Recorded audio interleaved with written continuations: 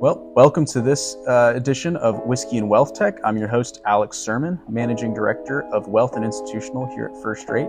Joining me today is Hamza Qadir. Hamza, welcome to the show, and thanks for being with me. Man, thanks for having me, Alex. I appreciate being here. I think, first of all, thanks for hosting us here. Thanks for hosting all of our partners and cohort here. We're excited to be on campus again and excited to be on the podcast. Let's enjoy some whiskey while we chat. Absolutely. So to introduce our whiskey for this episode, we are drinking Frey Ranch straight bourbon. So this is a craft distillery out of northern Nevada, in Fallon, actually, just east of the Sierra Nevadas. And they actually grow all of their own grain that are used for their whiskey. So started out as a farm, been farming for 165 years, and then decided to make whiskey. So we'll dive right in. So this is a really good bourbon. I'm getting a lot of corn notes on it, vanilla. It's not as spicy as some bourbons as you may have. The rye content is pretty low compared to some other bourbons. But how are you liking it, Hamza? Very smooth, strong. That's how I like my bourbons. So that's good. It's a good start. I'm picking up on some of the notes that you mentioned. So I'm still a connoisseur entering the space right now. I'm learning from masters like yourself around the right type of whiskeys and bourbons. So it's good so far. I'm sure I'll enjoy it through the rest of our chat. Absolutely. And with this being a craft distillery, that it's their own farm, they put a ton of information on the bottle. You've got the exact percentages of the grain content, how old it is, what batch number it is. And so they provide a lot of information. And one of the things they provide is their motto, which is, if you'll be good to the land will be good to you, which really ties in well with our episode today, talking about the Founders Arena. So Hamza, would you mind giving us a little bit of background about yourself? And Sure. Then what is Founders Arena, and why does it tie back to the land being good to us? Yeah, and I'll mention this one thing. I asked Alex how does he pick the drink of choice for our conversation, and he said that there's always a story that we want to tie to it. So I'm going to try to make sure that our conversation helps tie back to that. But by way of background, real quick, Hamza Qadir. I've been in the entrepreneurship, corporate innovation, investment, venture world pretty much my entire career. I was a very healthcare focused nerd for a strong time period, and in grad school I ended up starting my own company just to help pay off some of the grad school debt that I had accumulated. That company went on to grow a lot bigger, better than I expected it to, and help pay off the grad school altogether. So I was super happy about that, and it started my journey into entrepreneurism altogether. And that was in the healthcare space. At the time, I also got an opportunity to go and work on some important accounts, Walmart and Tyson and JB Hunt over at Blue Cross Blue Shield. Okay. And so while I was out there, I had a chance to, again, see some things, especially for those type of clients. You imagine that innovation and the latest and the greatest is what's expected on a day in, day out basis, right?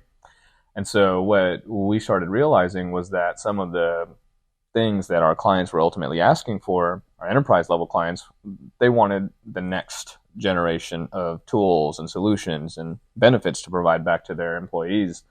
And so what we ended up ultimately becoming was an engine that would help Blue Cross work with startups. And that gave us the ammo we needed to go back to the board and say, hey, let's build out this division. And so outside of just partnering with startups, how do you also make the right investments within startups so that enterprises can participate in that upside, and then startups actually have the structure and the backing they need from enterprise level customers to help their future growth and their future position. And so helped big companies like Blue Cross, and most recently FIS with the accelerator program that we've ran with them. Mm-hmm. And now obviously here we are today, and that's kind of the inception of the Founders Arena itself. So the foundation of the Founders Arena and the accelerator program that we're putting on here, specifically focusing on wealth technology, is actually started by a public-private partnership between the city of Arlington, you all over at First Rate, and the byproduct of that partnership is actually the manifestation of a 501c3 nonprofit organization, the Founders Arena,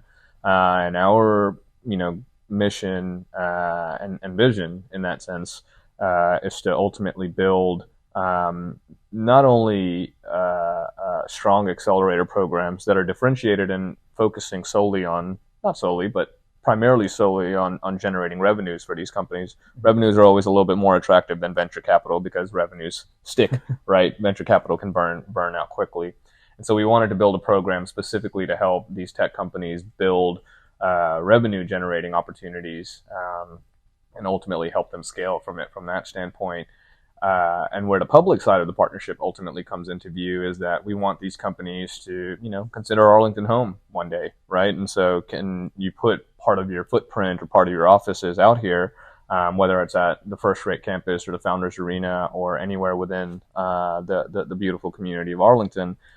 We want to provide some of that economic development back to the community, whether it's in the form of investment or jobs or, employment increasing, companies moving from international, from the rest of the nation here. I think that's where we would like to see and hang our hats on and saying this is the good work that we're ultimately trying to do.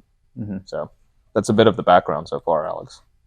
That's amazing. And it's great that, we're here in Arlington, that we're in the headquarters of the Founders Arena right now, being able to film this. And we've actually got, outside of the camera, the first cohort actually going through the process that the Founders Arena has built for them to help accelerate their growth. And so, Hamza, could you tell us a little bit about what types of firms are we really looking for? You mentioned, WealthTech firms, but, what are some of the specifics on what you're looking for in, a candidate firm for a cohort? And then what does the process look like once they are accepted and they start with the Founders Arena? Yeah, it's a great question. So what we like to tell the wide world is that we're stage agnostic, and we are pretty flexible and broad spectrum in the terms of types of technology that we're ultimately looking at. So it can be very front-facing, customer-facing, an advisor tool, maybe some back office addressing automation or getting rid of any of those pesky inefficiencies that are always plaguing us in the back office.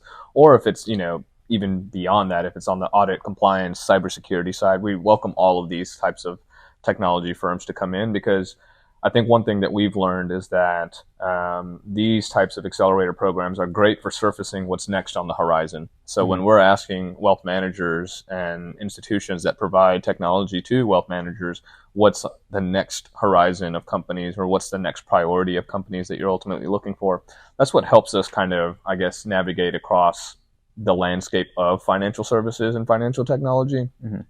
And we actually use a very comprehensive and diversified selection committee. So it's going to be wealth managers, it's going to be technology providers, it's going to be startup people, it's going to be venture capitalists, and they all provide us different lenses and perspectives on how each company is doing, right? And that's what we ultimately take into our evaluation process. And then I think ultimately one of the softer qualities that we're ultimately looking at, look, ARR and venture status always help, right? There's no doubt about that. If you're a company that's doing great in either of those two, you're well positioned to participate in these types of programs. And I was talking to our partners about this earlier today, but part of the reason why we picked the cohort that we did was we also saw that these are genuine people looking to impact the industry in a positive way. We've got a fairly diverse and comprehensive group of people that are part of the selection process. So the Founders Arena team, the Accelerator team in particular, who's got a background in running these programs, we kind of do the first pass in looking at, all right, are you part of the industry? You kind of meet that eye test, if you would, right? Then we start diving into a little bit more of the diligence, right? Where are you at in ARR?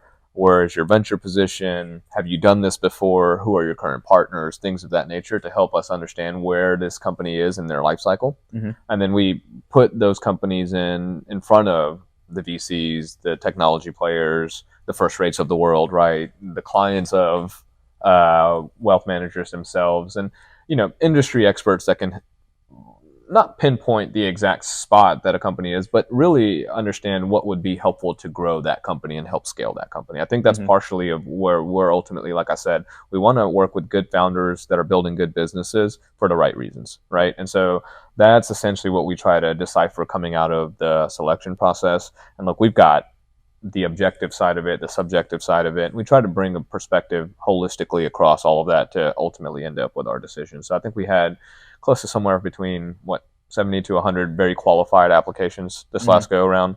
And then ultimately, we distilled it down to 6 companies. In the future, we'll do 10 a cohort. But with this being our inaugural group, we wanted to make sure that we got good attention on the companies. And so went with a smaller bunch, but the average capital raise of this group was somewhere close to, I think, $6 million, right under $6 million. Annual recurring revenue was right at $1 million. So these are live in-market businesses that are, ready for scale, ready to grow, and ready to ultimately see what the industry has to offer back to them. And so we're excited to do the kickoff. It's going to be happening tomorrow. There's a ribbon cutting ceremony here at the campus as well. So we're excited to show the world our offices and host the world here in our offices for our big reception. So it's going to be fun. It's going to be 8 weeks of a lot of work, but nonetheless, we're excited about having our first group. They're an amazing group of companies, amazing group of co-founders, and couldn't be more happy about the situation so far. Well, that's excellent, and I'm looking forward to attending the ribbon cutting tomorrow and see and getting to meet these companies and see what they have to offer. And so once a firm has joined the Founders Arena process, they've been selected, they've gone through the due diligence, they've had multiple eyes look at them and say, yes, let's put you through the process. What do they then do for the next 8 weeks? Sure. Where do they start out, and kind of what's the end goal for them at the end of those 8 weeks? Yeah. So I think we've got it almost twofold, right? The sponsors of our program so far, First Rate, SEI, City of Arlington, several others that are jumping on board. But in the same type of domain, right? These are technology companies that offer products and solutions to their wealth management clients, their banking clients. And so the way that the program is designed, again, focused very much on creating revenue-generating opportunities for these companies. It's a modular approach where each of the participating companies will spend a one-on-one visit with the wealth managers that sign up for the program and the technology players that sign up for the program. So when we have the visit with you all on Friday, it'll be each of the 6 companies, 30-minute meetings with you guys on a one-on-one basis where they spend probably the first, let's say, 5 to 10 minutes doing a product overview. So like presentation, slides, demo, founder story, all of that kind of stuff to give you guys a good picture on who is this company, what are they talking about doing. And the rest of the 20, 15 minutes that are ultimately left are for you all to start seeing, hey, is there a commercialization opportunity here? Is there a partnership opportunity here? And if so, what does that look like, right? What does that initial conversation even start to begin like? Is it a pilot? Is it a proof of concept? Are we going to market because, it's a no-brainer, it's an easy open and shut kind of consideration? And that's ultimately what we look to do at a very micro level. Now, we invite hundreds of wealth management firms, hundreds of banks to come in and participate in it. So during the course of the 8 weeks, they get a lot of data points and a lot of iterations on, one, the narrative behind their story and their product and their journey ultimately, and then how they're building upon that on each conversation, right? So as part of the development side of it or the coaching side of it that you would see is that the Founders Arena team, the subject matter experts that are part of our program, the innovation ambassadors, they actually come back and feed that data back to the technology firms themselves so that they can understand, hey, this is what X bank or X wealth manager is saying about you. And if you want to do business with them, this is how you should think about building your product, or this is how you think about partnering in specific. And so it gives each of these institutions, these startups, a pretty defined roadmap around how to approach the market should they want to sell into that particular market. And that, I think, is very interesting to folks like First Rate and SEI and, those technology players in the world, because it helps them understand, hey, if we were to go to a joint commercialization opportunity with this technology startup, how would we go about paying it? Because some of those customers are our customers, and we're interested in getting some of those other customers that aren't our customers yet. And so that's the more macro vision behind the how the program works. It's obviously creating these opportunities for these startups to work directly with these wealth managers and things, but it's also how do they work with the First Rates of the world? How do they work with the SEIs of the world to get to the rest of the market? And so once a firm has gone through the selection process, they've applied, they've gone through the selection committee, they've been chosen. What's the process look like from there? So I think it's an 8-week program. Right. And so, from week 1 to week 8, what what do you expect to happen? What kind of growth do you expect to occur for these companies? Sure. And what are they really getting out of it? Well, we start off our program with a wonderful kickoff reception, which we'll be hosting tomorrow. The bulk of our program, the philosophy behind it is putting product makers and product consumers in the same room and letting them have a good, honest conversation. Mm-hmm. So we've removed a huge sales element. Now, there's a sales focus in our program, but we removed the salesiness, the hey, when's the next follow-up meeting going to happen, out of the conversation, and really staged it so that a candorous conversation can happen from, hey, evaluate my product and tell us how we should build it or how it would have to work in order to partner with you. And I think that we've seen that when these tech companies, these startups, these WealthTechs are ultimately approaching the conversation from give me advice standpoint, they actually end up with leads and like qualified leads that are actually, meaningful partnerships that they could ultimately build on. Mm-hmm. On the converse side, when we see, and look, startup founders got to sell, right? They got to keep their business alive. What we've seen is when those companies go out and ask for contract or ask for the revenue, they get advice. Mm-hmm. And so one thing that we've learned in our program so far is that walk into it with an open mind, be coachable, have an open attitude to being receiving of the advice that you get, because those are the minimum requirements that institution is looking for in order to do business with you, right? So they'll just blatantly tell you, hey, build your product this way, I might be interested in that, right? Or, hey, if the pricing was like this, we might be more interested. Or, hey, if it integrates into First Rate's tech stack, that's an easy thing for us to say yes to, right? Mm-hmm. And so that's essentially the types of conversations that they're having through the course of the 8 weeks. And we'd like to invite any wealth management firm, independent IRAs, local offices, family offices, investors to only come and have these conversations with these startups, these wealth tech firms, and see if there's a partnership there or not. What the startups definitely need is the product feedback. Mm-hmm. They always want to know, is this cool? Is this not cool? Is this compelling? Is this a need? Is this a want? How important is this, or how important is this not? Sometimes a quick no is just as valuable as a quick yes. Sure. So that's what we hope is the main interaction within the program. And look, the idea is that they walk out of here with partnerships, revenue generating partnerships with wealth management firms, with banks, with the likes of First Rates and SEIs of the world. I mean, the technology partners that you guys have done really well in building up a client base and building up solutions. Here are some potential added new innovations that you could bring into your product offering. Absolutely. And so as these companies progress through the Founders Regional program, they're being evaluated by various wealth managers, other kinds of firms such as First Rate, SEI. If a firm or a wealth management group wants to be involved and help evaluate these firms, learn about them, poke holes in it, and help them develop their product or their strategy, mm-hmm. How does a firm like that get involved? We've tried to make it in this day and age as automated as possible. It's as easy as picking the date that works well for you. So you can join us at thefoundersarena.com. There's a visit button that any institution can ultimately just say, hey, yeah, I want to come visit. Mm-hmm. And that takes you to an automated workflow where essentially you pick the day that's most available for you. It's a 3-hour day, half a day that you ultimately spend with each of the 6 companies that are part of our inaugural cohort. Mm. Like I said, you'll spend 30 minutes with each of the 6, and then you'll spend maybe 5-10 minutes at the end of the day debriefing with the accelerator team and saying, hey, who did you like? Who did you not like? Where do we need work? How was the cohort as a whole?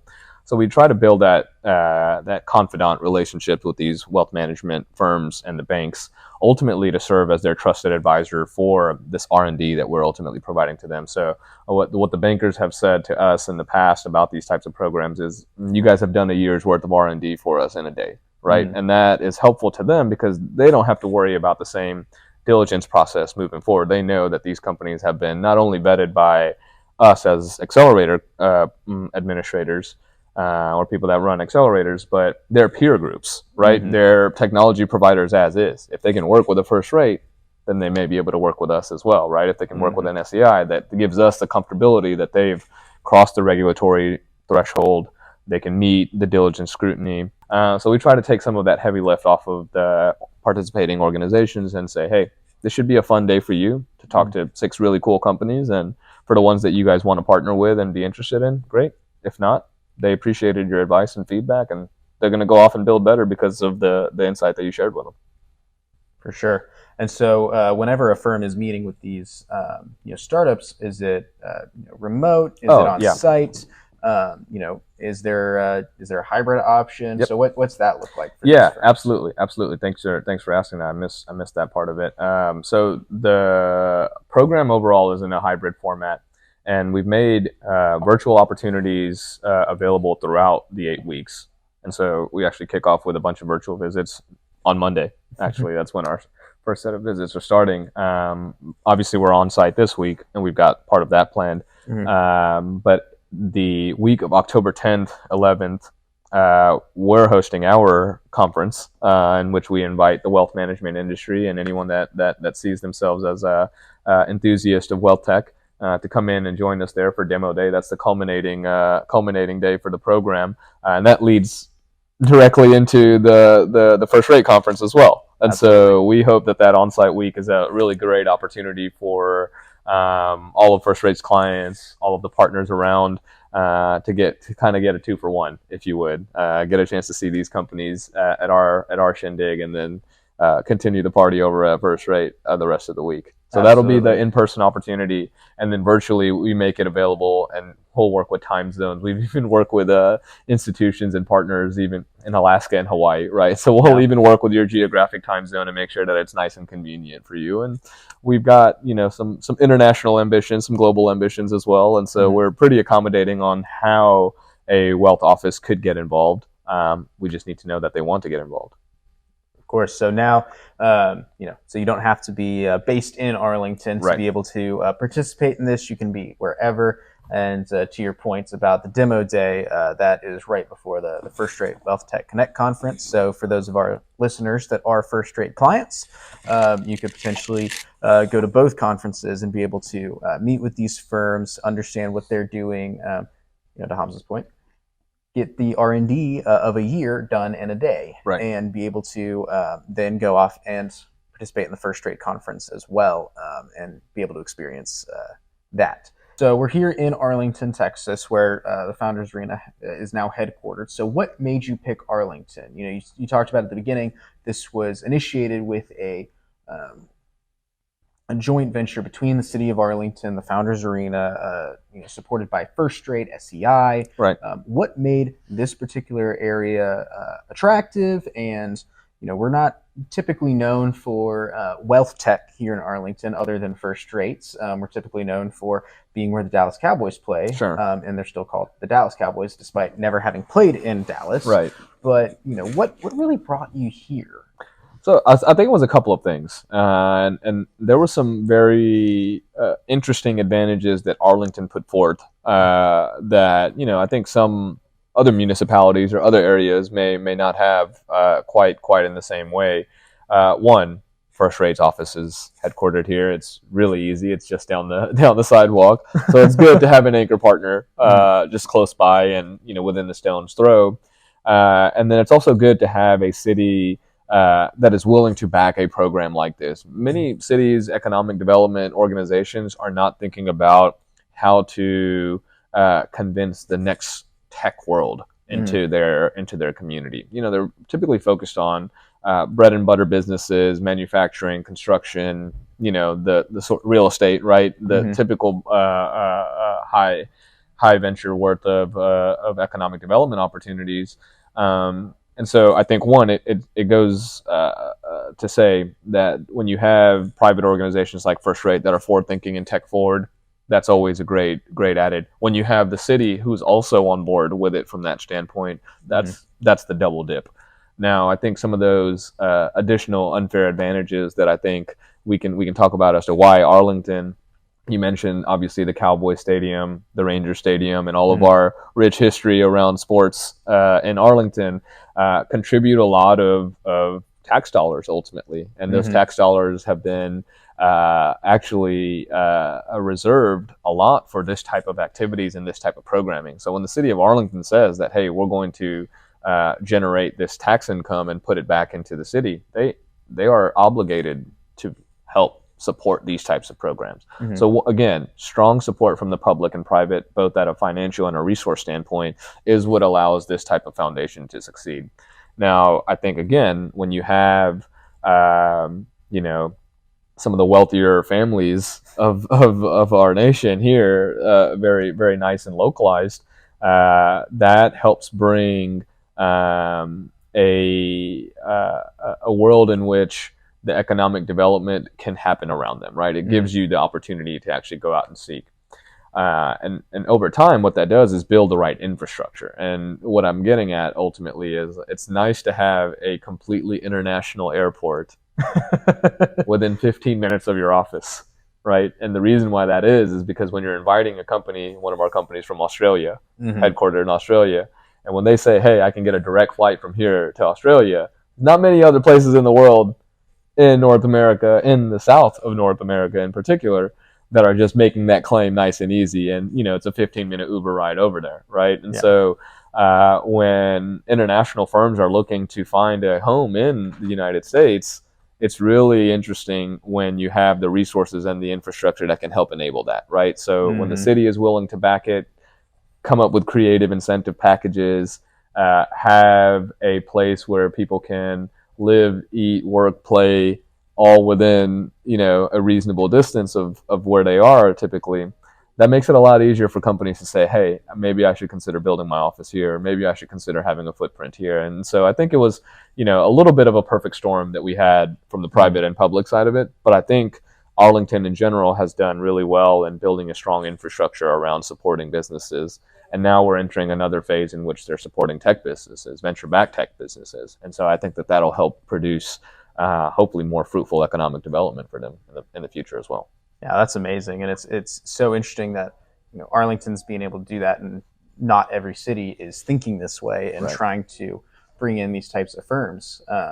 And I'm a little biased since Arlington is my hometown. I was born and raised here, but it's incredible to see the growth that it's had and how explosive it's been, and just where it could continue going, because we do have the infrastructure to support that. And to your point, having an airport right by here that I can get anywhere without a layover is a very underrated absolutely benefit to be here. And so with that, what's the future of the Founders Arena look like? This is the inaugural cohort. Sure. We're just getting started. We've got the ribbon cutting ceremony coming up. But say 5 years from now, what do you expect to see? Yeah, great question. I think from our standpoint, we've been actually before I even talk about the grander vision, baby steps first, right? We want to get through our inaugural cohort. We want to have a second cohort and a third and a fourth and fifth, and eventually start building out programs that are not just financial services adjacent, but help go beyond, right? So you spoke about a rich history of sports and entertainment being a part of the Arlington community. Well, could we build programs around that, right? Could we bring programs that are meeting people at the stadium, or meeting people outside the stadium, or just generally contributing to the entertainment district altogether? So I think that there are some nice opportunities for us to think about programs outside of financial services, and then even within financial services, having a global partner like First Rate influences us into having a vision of being a global entity ourselves, right? With you all having offices in Singapore and footprint in Hong Kong and in the UK, those organizations, those countries, those municipalities are now thinking like, hey, what's going on in Arlington, and why aren't we doing the same thing, right? And so it's interesting that even in our inaugural class, we're starting to generate some of that excitement, some of that interest from global entities, global partners. And so I'm hopeful and wishful and confident that I think in 5 years, man, we could get there. We can get to a global footprint. We can get to multiple programs, hopefully multiple sectors, and creating international corridors that, quite frankly, just don't exist, right? U.S. companies want to go out and, build futures across the rest of the world. The rest of the world wants to come to the U.S. and do the same thing, right? And so I think if we can create those opportunities, that not only creates economic prosperity for us, but our partner organizations, our partner countries, our partner municipalities as well. Absolutely. Well, Hamza, this has been wonderful. I appreciate the time today. Man, thanks for having me. Being able to share what the Founders Arena is doing. You've heard it first here, folks. If you want to participate, just just go to thefoundersarena.com and be able to participate in helping review these companies, see if they're a fit for your firm, or if not, just give them some advice and be able to help shape the future of the wealth tech industry. And again, the week of October 10th, 11th will be the demo day. So you'll actually be able to see the final outcome of these firms after the 8-week program, and be here in person in Arlington, Texas, and get to meet them live, shake their hands, and potentially attend the First Rate conference as well, and continue on the path of improving what you're getting out of the wealth tech industry. So, well, thanks for having me, Alex. I mean, I think first of all, appreciate the opportunity to speak to your audience about what we're doing here, and also hell of a glass of whiskey. Cheers, my friend. Cheers.